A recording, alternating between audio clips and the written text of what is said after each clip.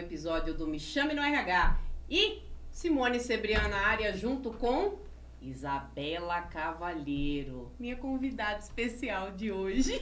De hoje e de sempre. De hoje, de ontem, de amanhã, e bora no depois e depois. Seja muito bem-vinda. Obrigada, viu? Obrigada mais uma vez. Vou ter que agradecer todas as vezes, né, Todas que as eu vezes. vier, porque eu sempre sou convidada. Eu acho que eu já sou da casa, acho que eu nem preciso mais ser considerada convidada. Ó, você é uma exceção que convidado pode convidar. Eu acho que você já pode convidar alguém. Convidado pode convidar. Sim, sim. E hoje, pessoal, nós vamos falar a respeito de um tema que aparece bastante para mim e para Isabela Cavalheiro, fundadora do Grupo Troca, que é a carreira, a trilha de carreira no RH. Como que pode ser construída, quais são as dificuldades, os erros e acertos. E vou contar também aí algumas cabeçadas que eu dei nesse meio período para conseguir seguir a minha trilha. E Isabela também tem um monte de cabeçadas que ela também deu. Fica até o final, porque pelo menos o que não fazer, você vai sair daqui, ó, sabendo. É isso aí. Isa, o que no dia a dia você recebe de pessoas que estão em iniciação de carreira, ou até mesmo aquelas pessoas que só seguiram o fluxo, que nem sabem o que realmente elas estão fazendo? Olha, o que essas pessoas geralmente me perguntam? O que eu sinto é que as pessoas se sentem muito perdidas quando elas vão procurar uma profissão, elas já se sentem muito perdidas. E elas também continuam se sentindo perdidas depois que elas se formam. Porque antes a gente abordava muito essa questão da graduação. E você terminou o ensino médio, vai escolher a sua faculdade, que vai ser o seu futuro, a sua carreira. E aí tinha aquela coisa, orientação profissional, para você escolher e tal, sua profissão, que ainda hoje a gente fala bastante. Só que o que eu percebo é que hoje a gente tem... pelo menos eu tenho uma outra visão. Eu sinto que mesmo depois que a pessoa sai da faculdade, ela ainda não sabe exatamente o que ela quer. Ela ainda se questiona. Porque dentro de uma carreira você tem várias alternativas. E existem cursos que abrem muitas possibilidades. E muitas vezes a pessoa, quando entra num determinado curso, ela conhece só uma parte. E aí, com o tempo, ela vai vendo que existem essas outras possibilidades. E aí, é uma nova descoberta. Então, é um processo bem confuso para as pessoas. Então, muita gente que me procura, principalmente no Instagram, eu percebo que fica bastante perdido. E aí, a gente falando de RH... As pessoas que querem entrar, querem ter a sua carreira no RH, não sabem exatamente por onde começar. Algumas fizeram curso de gestão de RH, outras fizeram psicologia e querem atuar no RH. Tem pessoas de administração que fizeram outras carreiras, né, outros cursos de graduação, porque o RH é uma área bastante multidisciplinar. E totalmente perdidos, não sabem... por onde começar, o que fazer, enfim. Até porque, muitas vezes, o curso superior, ele é muito teórico, ele não entra tanto na prática do dia a dia.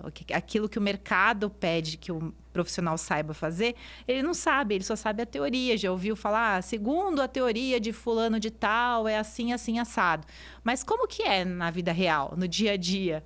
E aí é difícil você trazer da teoria para a prática se você não praticou, né? E nem todo mundo tem a possibilidade de estagiar durante a faculdade. Também é uma complicação. Esse é um grande gap, é o que eu mais escuto, né? A bendita da oportunidade. A oportunidade do estágio, a oportunidade, como é que eu vou iniciar? Então, você trouxe a questão de conseguir trazer uma clareza. Eu vejo, acompanho as suas redes e eu vejo o quanto você coloca de conteúdo para essas pessoas, para que elas tenham a clareza do que elas podem seguir. Mas você percebe que é um perdido ou a pessoa não quer escolher? Eu acho que existe o medo de escolher.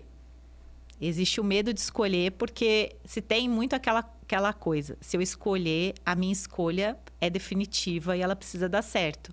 Porque se eu escolher e não der certo, eu fracassei. Então, as pessoas preferem ficar em cima do muro e esperando que alguém decida por elas. Então, acontece muito isso. E também o medo de decidir, ele vem também da falta de conhecimento. Você só estudou, não tem a experiência, você não sabe exatamente se você vai gostar daquilo.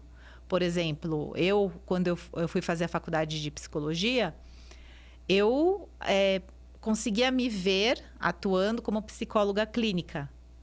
Mas eu só vou saber se eu vou gostar realmente daquilo na hora que eu estiver ali atuando. Porque o ensino médio não atuava em consultório. Não tem como você saber. Se você não está ali, não tem a vivência, não tem muito como você saber.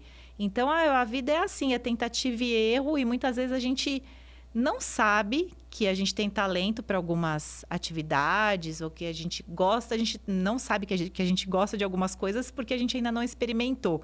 É o que eu falo para os meus filhos. Às vezes por exemplo, palmito.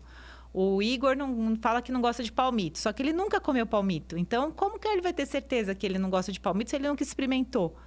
Depois que ele experimenta, ele pode dizer gosto ou não gosto.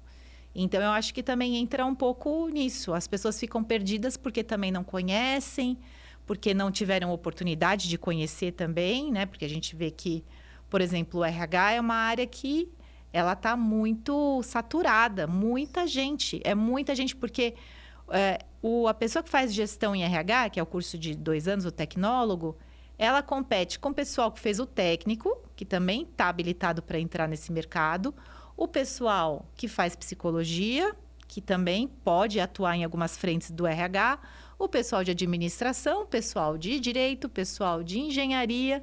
E, enfim, a gente tem pessoas do RH em turismo, de letras, de todas as áreas. Então, por quê? Porque é uma área que é multidisciplinar, é uma área que consegue comportar diversas formações. Então, isso acaba sendo um problema porque muita gente acaba ficando sem espaço. Então, quem que vai conseguir espaço no RH? Quem se buscar um diferencial, quem correr atrás o quanto antes. Essas pessoas, sim, que vão ter mais oportunidade de conseguir. E descobrir o que realmente gostam. Eu gosto mais de seleção, gosto mais de treinamento. Tem formas de você entender se você gosta ou não. Existem alguns testes que você faz, pode passar por um processo de orientação também de carreira, uma mentoria para entender. Se conhecer, buscar o autoconhecimento também pode dar uma pista, mas nada é definitivo.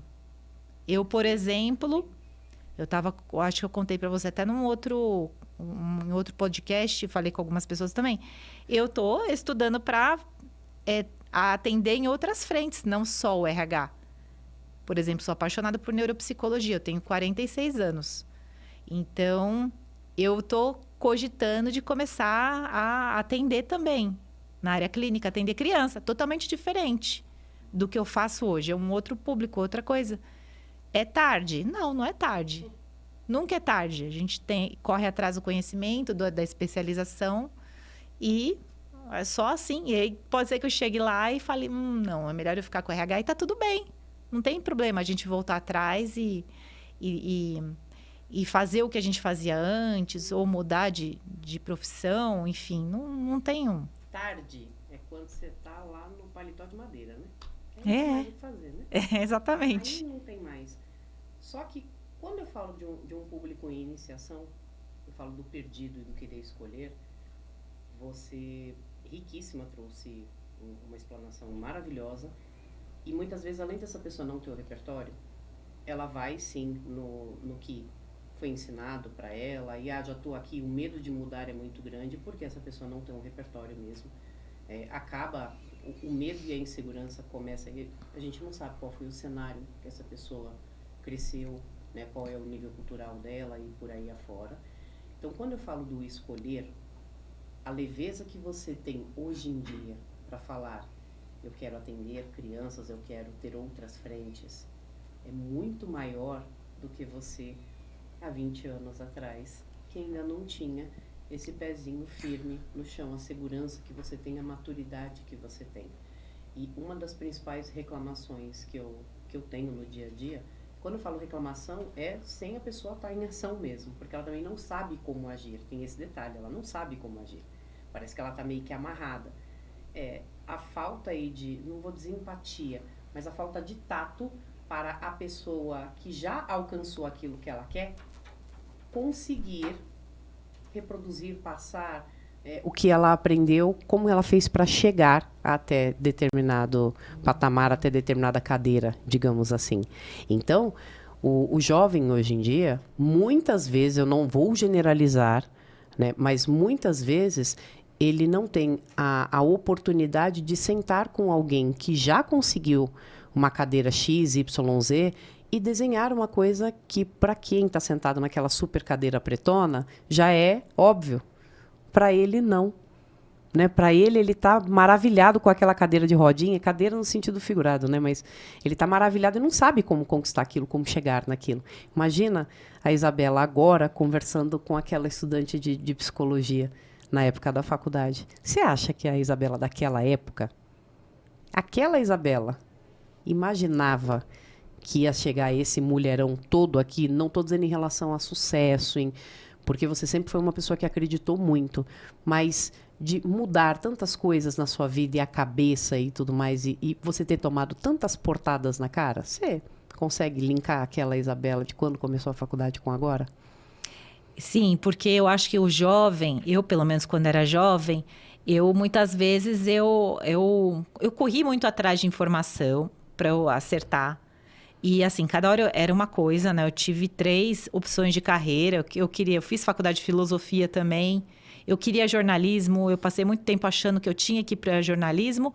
Depois que eu entrei na faculdade de psicologia, que foi uma coisa meio que unite, sabe? Louco. Não foi uma escolha, eu não escolhi a psicologia.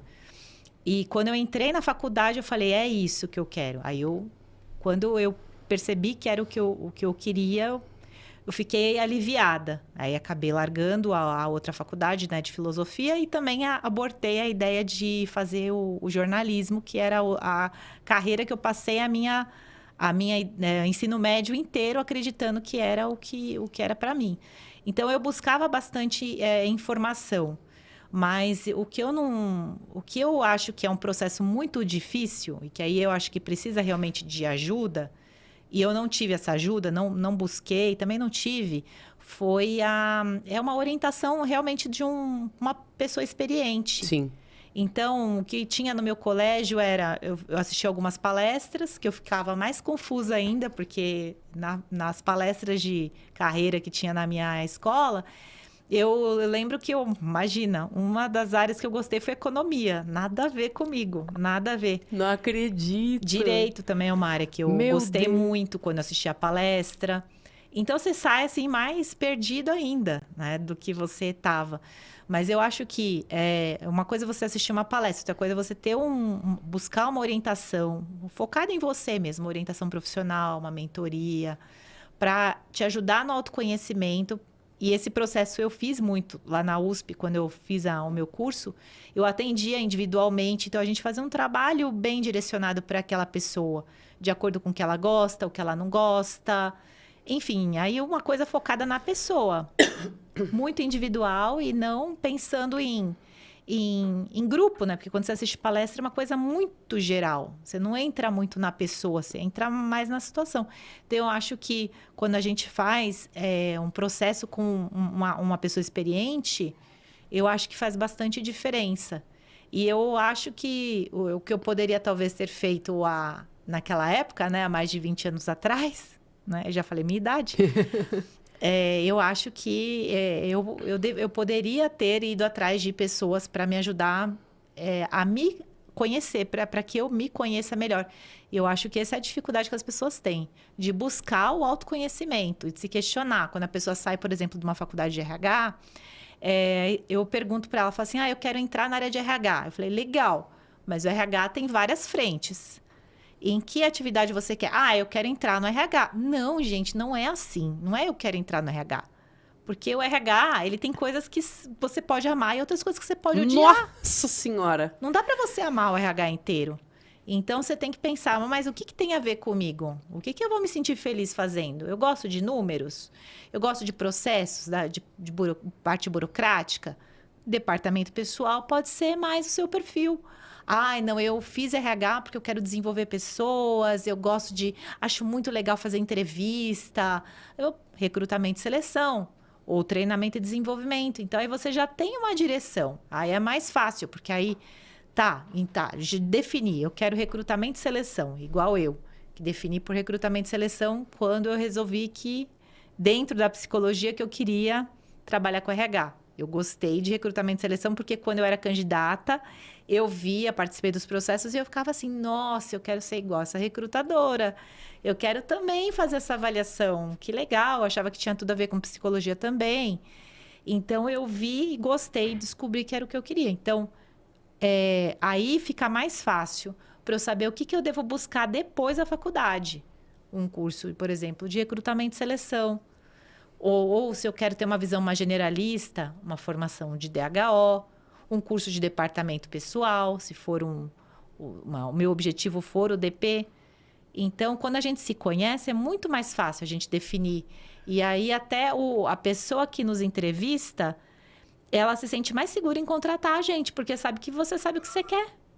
Se você chegar lá e falar assim, por que você quer? Aquela pergunta, né, que eu não gosto. Por que você se interessou por essa vaga? Né? Aquela pergunta bem... Porque eu tenho um boleto para pagar, minha filha, é por isso. Aí a pessoa fala, é porque eu quero trabalhar com RH, tá? E aí, todo mundo quer trabalhar com RH, beleza. Mas se você trouxer, não, olha, eu gostei dessa vaga porque ela é recrutamento e seleção, que é a área que eu tenho maior afinidade, sou apaixonada e tal. Quando a pessoa mostra que ela tem um foco, ela se torna mais interessante do que aquela pessoa que está perdida no mapa. Então, você tem que se definir ali, tem que se encontrar dentro da sua carreira, no caso do RH, né? Se encontrar dentro do RH, qual carreira dentro do RH você quer. E você pode também querer ser um generalista, mas aí você tem que ter muito claro, eu quero ser um generalista, porque meu objetivo é, por exemplo, ser um HR Business Partner, que é o parceiro do negócio no RH, ou eu busco uma carreira gerencial, então eu preciso conhecer um pouquinho de tudo. Então, você tem que saber o porquê que você está escolhendo ser generalista. Você trouxe bem fatiadinho. E a realidade de muitas pessoas na faculdade, inclusive, a faculdade traz, eu acho um barato, porque ela te traz uma explosão de coisas, né? Ela te traz um leque de informações. E eu recomendo, inclusive, que nesse momento você comece a prestar atenção quais são as matérias que mais te chamam a atenção ali. Porque aí sim você consegue... A faculdade, ela começa quando ela termina, né? Acho que todo curso é assim. Todo curso. Então, na realidade, você começa a entender depois. Porque ali você vai aprofundar um pouco mais, você vai... Puxa, isso aqui eu gostei mais, gostei de recrutamento e seleção. Eu já tinha total ciência, eu já exercia, né? E eu queria trabalhar com pessoas. Tá, legal, você quer trabalhar com pessoas, mas que tipo de pessoas que você quer trabalhar? Esse era o grande leque na minha cabeça, que abria e fechava. Aí, dali a pouco, eu tinha uma explosão de ideias, aí eu falava não. Só que a realidade, pelo menos a minha e de muitos jovens, era trilha de carreira. Fui pensar em trilha de carreira, Isabela Cavalheiro. Mas eu já estava, para lá e para frente. Porque a realidade qual que era? Preciso trabalhar para pagar boleto, entendeu? Uhum. E a realidade de muitos, quando você fala de felicidade profissional, trabalhar com o que você gosta, escolher, a gente não foi, a cultura não é essa. Né? Infelizmente, não é essa, de você presta atenção no que você está estudando, veja se isso aqui faz sentido para você. Parece que estudar, muitas vezes, ainda é um pecado. Né? Porque, puxa, você está tentando se aperfeiçoar naquilo, está tentando trazer uma visão e, puxa, e os boletos ficam como? Então, aí que mora o problema. Quando você tem essa questão de ter os boletos para pagar, você também abre mão de se conhecer e de escolher, porque você se coloca numa posição de eu vou ser escolhida pelo mercado. É isso. E se o mercado me escolher, ele vai me pagar o quanto ele quiser me pagar. Se ele quiser me pagar um salário mínimo e me fazer trabalhar igual, 12 horas por dia, é o que eu vou ter que fazer. Então, é um pouco, acho que talvez... Sim. Para a pessoa que teve menos oportunidades do que outras, né? Ela precisa ter um olhar para a situação dela e falar, eu tenho que ir um pouco além, eu tenho que romper esse sistema para conseguir me diferenciar e me destacar. Porque se eu ficar me colocando muito nesse papel de, ai, mas eu tenho que pagar a conta, que sim, é uma verdade, né? Sim. A gente tem que pagar conta e tem muita gente que precisa do dinheiro para pagar a conta, mas aí você abre mão do resto. Não tem jeito. E aí você se coloca nessa posição, que até a nossa sociedade é o que ela quer. A sociedade capitalista, ela quer ter os ricos, né? Os dominantes e os oprimidos.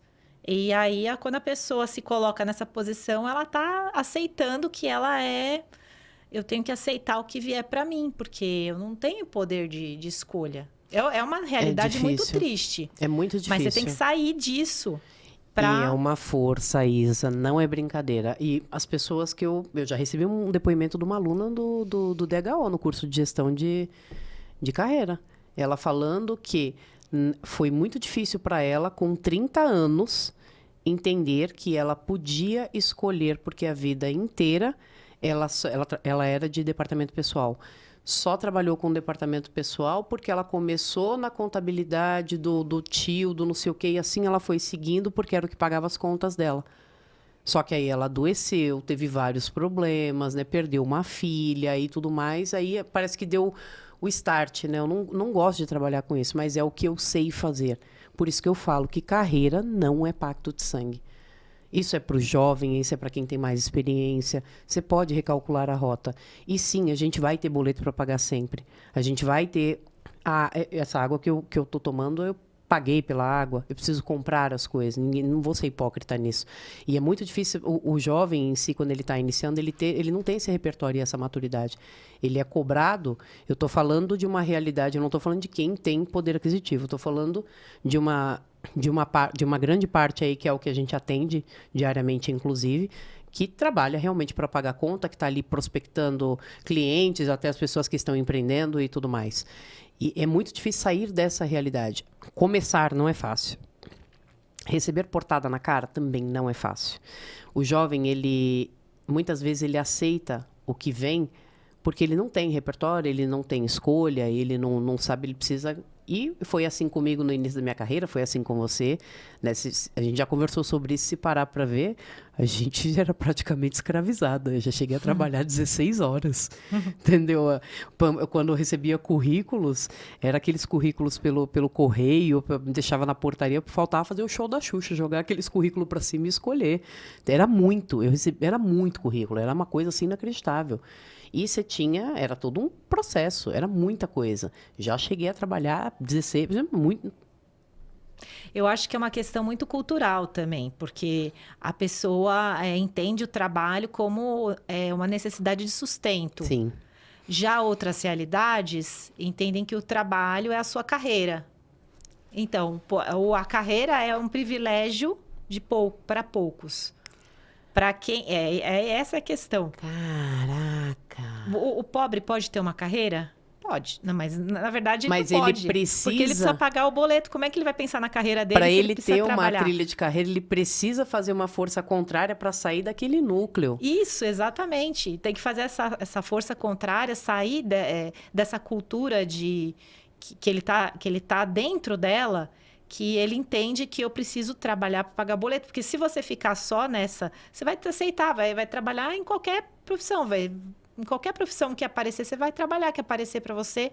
Aí você não vai fazer o que você gosta, você vai trabalhar pelo dia 5 e o dia 20, pelo salário. E aí, como é que você vai encontrar a felicidade profissional? Então, a pessoa que tem uma origem mais simples acaba não tendo oportunidade de ter uma carreira. Ela faz o que aparece. E aí, por isso que ela nunca vai conseguir ser feliz no trabalho. Então, é isso que você disse. Tem que romper esse paradigma para que ela consiga sair desse ciclo aí que ela está inserida, que ela foi educada. Inclusive, para isso, você tem que trabalhar porque tem conta para pagar. Sair para tentar. Eu quero me conhecer, entender quais são as minhas habilidades, no que eu sou boa, e correr atrás para eu conseguir ter uma carreira. A gente tem várias pessoas de origem humilde que conseguiram crescer porque conseguiram se encontrar, né? Que saíram, conseguiram quebrar esse paradigma. Tem uma empresa hoje em dia, então, entendeu? Você é uma dessas pessoas. A gente vê vários exemplos aí de pessoas que vieram... Muita gente fala, eu vim lá de baixo e tal. Não é meu lugar de fala, porque eu tive uma outra realidade. Mas a gente vê muita gente falando, contando histórias. Então, significa que é possível, mas é muito mais difícil. Não dá para comparar história de uma pessoa que morou na favela e conseguiu abrir uma empresa ou ter sucesso, virar diretora, igual a gente vê muita gente que hoje fala sobre isso. Não dá para comparar com a pessoa que o pai pagou ali, abriu o consultório odontológico para, sabe, todo equipadinho para a pessoa trabalhar. Lógico, ela já vai começar tendo um glamour, o seu escritório e tá muito mais fácil. Não dá para comparar. Eu não digo a questão do fácil. Digo que são realidades diferentes, cobranças diferentes também, entendeu? Eu acho muito, muito delicado também. Mas quando a gente fala do jovem pobre, que foi o que você trouxe agora, é uma realidade bem diferente. O acesso, muitas vezes, à informação, às vezes, o acesso muito bobo. E você me fez lembrar de uma coisa no centro de São Paulo, na Barão de Itapetininga, em setembro desse ano. Um rapaz estava indo fazer uma entrevista numa dessas lojas de fast food, que eu não vou falar o nome, mas que a gente já se encontra muitas vezes nele. E ele não tinha dinheiro para ir embora. Ele me abordou com vergonha, Isa, mas com muita vergonha. Pô, eu trabalho com linguagem corporal e é muito fácil identificar. Ele estava com vergonha. Ele falou, eu vim para a entrevista nesse local aqui. Ele falou, moço, eu não sou ladrão. Olha que realidade.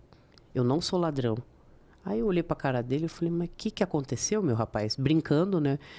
Aí ele falou, ninguém me dá atenção. Eu não sou ladrão, eu não vou te roubar. Eu falei, meu filho, mas roubar aqui também vai ser difícil. Vou te dar boleto. Brinquei com ele. Eu falei, o que aconteceu com você? Bem vestido, eu reconheci a pastinha. Aquela pastinha embaixo é clássica, né? Ele falou, vim fazer uma entrevista e a pessoa não pode me atender. E eu não tenho dinheiro para ir embora. Ô, Isabela, aquilo tremeu de uma ponta a outra, gelou minha espinha. Porque eu já passei por isso. De, tipo, ter que ir andando até determinado local para conseguir pegar um ônibus e tal. E eu fiquei... Naquele momento, eu falei, caraca. Ele falou, eu achei que eu tinha. Só que eu tive que pegar 2 conduções para vir para cá. Aí eu olhei para a cara dele, eu não tinha dinheiro. E o menino não tinha... ele não tinha Pix. Olha a situação, o menino não tinha Pix. Eu fui até a catraca do metrô com ele para passar o meu bilhete para ele poder ir embora. E aí, quando ele me contou aquilo, ele falou, estou procurando emprego, é meu primeiro emprego. Não chora, tá? É meu primeiro emprego. E minha mãe precisa muito disso. Cara, aí eu fiquei... bagaçada. Fui na catraca, passei o bilhete para ele, vai começar as 2 a chorar aqui. Passei o bilhete para ele e ele foi embora e eu fiquei pensando. E eu ofereci, né, para ele, eu falei, me dá conta de alguém e tal. Eu não tinha dinheiro mesmo. Até porque, né, hoje em dia praticamente não se anda com dinheiro. E aí ele foi embora, me agradeceu e falou para mim que se ele passasse naquele processo seletivo, que eu ia tomar o melhor sorvete da minha vida. Passei várias vezes lá em frente a essa rede e não encontrei o menino lá ainda. Fiquei pensando, que destino será que deu esse menino? Portanto, você, inclusive, de repente, você está aí assistindo, de repente caiu esse podcast aí para você. Se você, por um acaso, assim, assistir, entre em contato comigo, quero saber como é que tá, se você conseguiu esse emprego, se você conseguiu essa oportunidade, como é que foi essa experiência. Faz tempo isso? Setembro. Ah, recente. Foi em setembro do ano passado. E não era uma pessoa que estava procurando, que é o que mais tem. Agora é as pessoas pedindo as coisas, pedindo alimento, aí pede alimento, vai lá e troca por outra coisa. Ele queria ir embora. E ele mostrou, né? Falou, estou procurando emprego, vim aqui, deixei e tal, o currículo, e não deu certo, tá bom, preciso ir embora, não tenho como ir embora. Eu fui lá e passei o metrô para ele. Ele só queria... E na hora que eu encostei o negócio para ele poder passar, ele olhou para minha cara e falou, muito obrigada, senhora, me desculpa. Eu falei, mas desculpa pelo quê? É uma realidade que muita gente não conhece, né? Não sai... eu estava conversando ontem com o Anderson sobre isso, que ele estava falando sobre... ele está falando de uma pessoa que tinha muito dinheiro, tem muito dinheiro, que eu não vou identificar aqui, lógico, né? Mas eu sei quem que é. Muito dinheiro, e aí eu falei assim, nossa, mas... a pessoa tem tanto dinheiro assim, como que né? Eu fiquei até pensando, a pessoa tem muito dinheiro, tipo, estava comprando todo o quarteirão ali de terrenos perto lá de casa. E aí a gente falou, mas por que paga tão poucos funcionários? Porque até o assunto era esse, né? Tem tanto dinheiro, por que paga tão pouco? Aí ele falou assim, ainda é capaz, se ele te chamar para tomar um café na padaria, dele pedir para você pagar para ele. E aí eu fiquei bem pensativa. Aí eu falei para o Anderson, falei assim, o Anderson, meu marido, que tem muita gente que vive numa bolha, que acha que todo mundo não entende que existe necessidade, que existe fome, que existe miséria. Que a pessoa fica presa ali no mundinho dela, para ela, tudo bem, vou pagar ali uns... quanto que foi? 45 milhões num terreno lá que... Nem sei contar tudo isso, meu Deus do céu. Vou comprar ali uns 45 milhões de pinga. Eu falei, meu Deus do céu, como pode alguns terem tanto e outros tão pouco, né? Eu saí bem incomodada dessa conversa, porque... incomodada não pelo fato da pessoa ter muito dinheiro, mas porque... Como que tem pessoas que podem ter tanto dinheiro enquanto outras não têm nada? Eu acho isso tão injusto. Além de injusto, a gente fala de... Aí a gente entra numa outra seara, que é a parte de distribuição. Mas não, eu acho sim que a prosperidade, a pessoa que tem grana, que batalhou e tal, bacana. Mas eu também não posso menosprezar aquela que não tem. Colocar todo mundo no mesmo pacote e falar que quem não tem... É porque é acomodado. Porque, fulano de tal, mas não tem. Mas também é acomodado. Mas não se esforçou. Como é que você não conseguiu juntar 45 milhões? Não sei.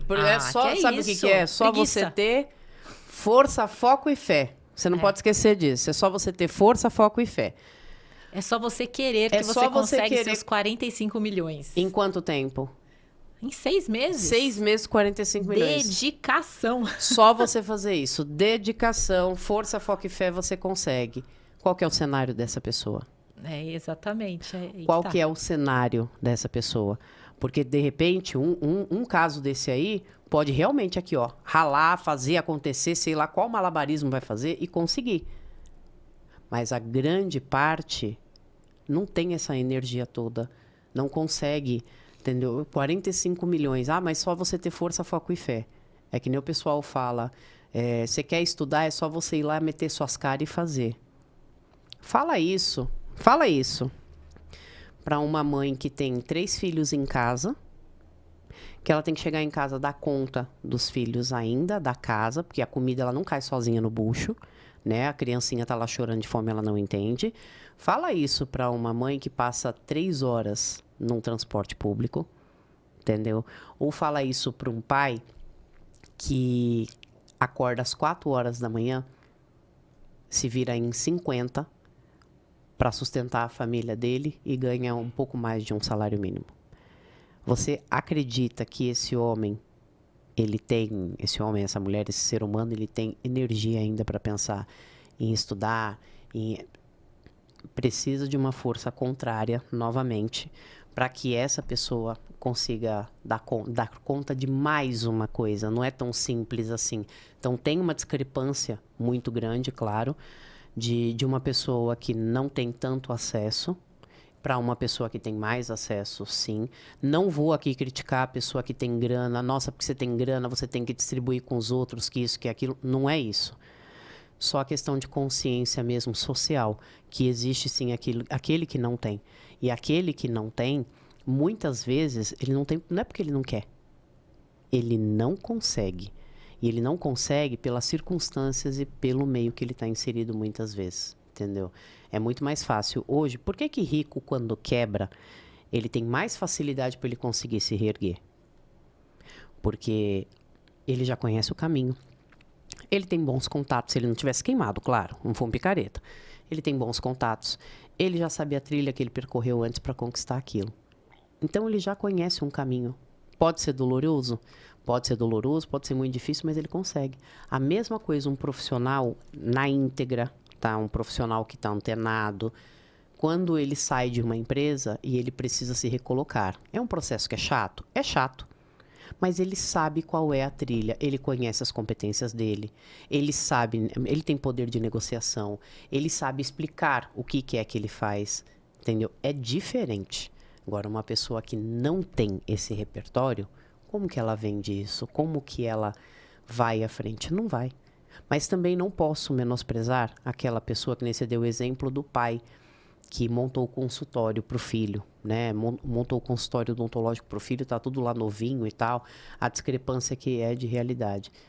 Eu já escutei diversas vezes e já atendi muita gente infeliz porque seguiu a carreira do pai, da mãe, do tio, infeliz. Que aí é um lado que a gente sabe que é o problema que aparece entre uma outra classe, que é a Sim. classe privilegiada.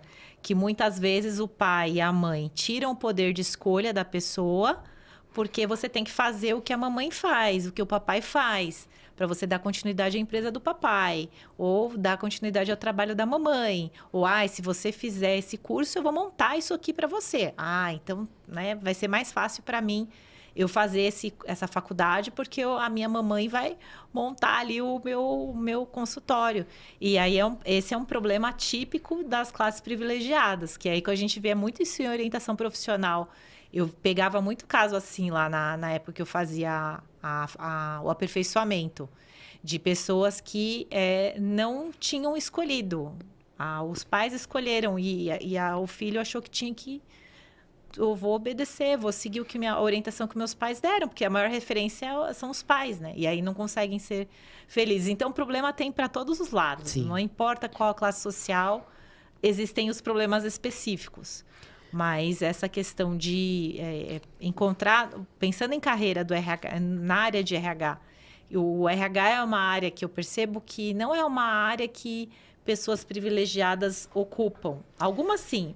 É verdade. Mas não tanto, porque os cursos de graduação os tecnólogos, eles são mais acessíveis. Então, e tem os técnicos que são gratuitos, nas ETECs, no caso. Então, abre oportunidade para pessoas de origem mais humilde entrarem nessa área. E essas pessoas vão concorrer com o pessoal da FGV, o pessoal do Mackenzie, o pessoal... Estou aqui falando o nome de faculdade. Olha, propaganda, Mas, enfim, plim-plim. Faculdades que são renomadas no mercado. Então, por isso que é tão difícil. Por isso que eu tenho que buscar um diferencial. E aí o Grupo Troca entra justamente para tentar nivelar essas pessoas para que elas estejam... E a gente atende tanto pessoas de faculdade renomada quanto alunos de faculdade mais acessível. E é engraçado isso, né? Falei do leque de informações na faculdade, você escolher e tal. Quando a gente fala do Grupo Troca, de formações, de cursos, as pessoas elas chegam com muita sede do que elas podem aplicar, como elas podem aprender e tal. Eu já tive vários feedbacks lá dentro de... Caramba, eu consegui realmente aplicar o que está aqui. Por quê? Na faculdade você não tem essa prática, né? Você tem um grupo de pessoas, claro, mas dentro de um curso mais voltado, mais focado... Eu sou muito a favor de cursos mais focados no que você quer fazer. Por quê? Você não gostou daquilo? Recalcula a rota e vai para outro. Entendeu? Puxa, isso aqui entendi que não é para mim. Tem gente que se culpa. Fiz um curso X, puxa, não gostei e gastei, joguei meu dinheiro fora. Eu não acho que é jogar dinheiro fora, não. Nunca é. Eu já fiz vários cursos que eu falei, caramba, não tem nada a ver com o que eu pensei. Porém, para mim, foi um alívio. Você já imaginou eu entrando numa faculdade de 5 anos para cursar uma coisa que, com o básico do nivelamento, eu já entendi que não era para mim? Não é à toa que nas faculdades, pelo menos na faculdade de psicologia, o meu curso a gente começou acho que eram 3 salas, com mais de 100 alunos, e finalizamos acho que com 2 salas de 30 alunos cada uma, sabe? Era uma coisa assim. O índice de desistência do primeiro ano para o segundo ano é muito grande, parece que você muda de faculdade. Quando você vai para o segundo ano da faculdade, parece que você está entrando em outro lugar, porque são outras pessoas, aqueles seus amigos do primeiro ano já saíram. No meu grupo do primeiro ano, muitos deles foram para outros cursos, mudaram de faculdade. Acontece muito isso. É normal que aconteça isso, porque você está conhecendo, né? Você está descobrindo. O autoconhecimento é um processo muito lento. Sim. Eu falo que eu continuo, tenho 46 anos e eu continuo me conhecendo, entendendo o que eu gosto, o que eu não gosto. é um processo, pode ser que eu descubra outras coisas no futuro, é uma coisa que não tem fim. Por isso que a gente Sim. precisa ter uma ajuda, porque essa ajuda, ela te faz acelerar um pouquinho mais, né? Então, esse apoio de um orientador de carreira é bem crucial aí para ajudar. E eu acredito que dentro das organizações, dentro das empresas, o RH ele ocupa muito esse papel. Sim, ocupa mesmo. De conseguir orientar, de conseguir conversar com as pessoas e dar um norte, porque às vezes é a pessoa certa no lugar errado. Nos processos de recrutamento interno, eu lembro que eu pegava muito caso assim. Eu sempre falo para as pessoas, se você trabalha numa empresa, você quer atuar numa determinada área, numa outra área que não é a sua, vai conversar com o RH. Conversa com o RH. E as pessoas vinham me procurar. Falaram assim, eu sou aqui do atendimento, eu queria tanto trabalhar no financeiro. E aí, quando você já tem a informação que a pessoa quer trabalhar no financeiro, conversa com a pessoa, entende o que ela gosta, o que ela não gosta, por que ela quer trabalhar no financeiro. E quando aparece a oportunidade, você já consegue encaminhar. Falei, olha, abriu uma vaga aqui, você consegue concorrer. Essa vaga está aqui, a vaga. E aí a pessoa, às vezes até quando você conversa, você faz com que a pessoa reflita se realmente é isso que ela quer. Porque às vezes ela pensa que é de um jeito. Deslumbrou, né? E descobre que é de um outro jeito. Então o RH com certeza é uma porta de entrada aí para essa conversa. Porque quer queira, quer não, se você já está trabalhando em uma empresa, já está ali... É mais fácil você migrar. Conversar, entender o que faz sentido, o que não faz. Às vezes, realmente é a pessoa certa no lugar errado, ou é realmente o lugar errado. Entendeu? Mas ter ali o poder de escolha também é importante. Por isso que eu sempre falo, independente de qual idade você esteja, qual nível, o bendito do fundo fui embora daqui, ele é extremamente importante, porque ele te dá determinada segurança de que eu vou conseguir pagar minha conta de luz no final do mês se eu sair dessa empresa aqui. Entendeu? Sim. Então, aí é uma dica que eu deixo para todo mundo. Quem está começando, quem não está, sempre tem a sua reserva. Simone, mas você acha que pobre tem como fazer reserva? Entre R$1 e 0, R$1 é maior. Então, começa com R$1. Eu sempre falo isso, porque isso foi foi o maior aprendizado que eu tive. Foi o que mais me tirou de roubada. Porque eu consegui escolher algumas coisas. Eu falava, não, isso aqui para mim não vai fazer sentido. Vou receber uma proposta para trabalhar em Carapicuíba. Vou demorar 3 horas para chegar até lá. Não, dá para eu esperar até a outra vaga sair, que essa vaga vai sair. Eu sabia que tinha outras oportunidades. Para que eu vou pegar essa daqui? Sabe? Existem situações e situações. Só que muitas vezes o jovem, no mercado de trabalho em si, ele já tem dificuldade para ser inserido. Porque ele é jovem e ele não tem experiência. E aí tem aquele processo seletivo que eu quero um jovem aprendiz, ou um estagiário, ou um auxiliar, mas que tem experiência e fale inglês e espanhol fluente. E que, entendeu? O que mais tem no mercado hoje em dia são anúncios de vagas que eu e você, a gente fica de cabelo em pé. Que olha e fala, você não quer um iniciante, você quer uma pessoa... Você quer pagar o salário, que é o que você falou agora há pouco. Você quer pagar o salário de júnior e ter um sênior aqui. Mas por que acontece isso? Porque existe público que aceita. Existe público... O que tem muita gente desempregada. Sim. Que tem experiência e que está estudando. Então, aí... Por isso, é triste saber que isso está acontecendo. E não, assim, é uma coisa que é muito difícil de mudar. Por isso que eu acho que o sistema não vai mudar. A pessoa que tem um canal que é do Primo Pobre. Eu gosto. Eu gosto dele. Eu acho que ele eu acho que ele fala mais a linguagem popular mesmo. Quando fala de dinheiro, ele fala muito do olhar do pobre mesmo, né? Da pessoa que não tem privilégios. E ele traz muito isso. Ele fala porque ele está no lugar de fala. Não gosto muito de falar porque acho que não estou no meu lugar. Mas ele fala muito. Ele fala assim, você pode ser pobre, mas você não pode ser burro. Você não pode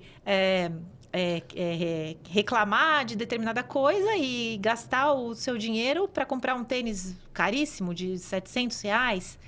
Então, eu acho que tem um pouco disso. Ele meio que instrui a pessoa, conhecendo essa realidade, né? Para que ela consiga guardar dinheiro para ela conseguir sair da pobreza. Que é uma crença que tem que pobre não pode guardar dinheiro, pobre não tem que ter e tal.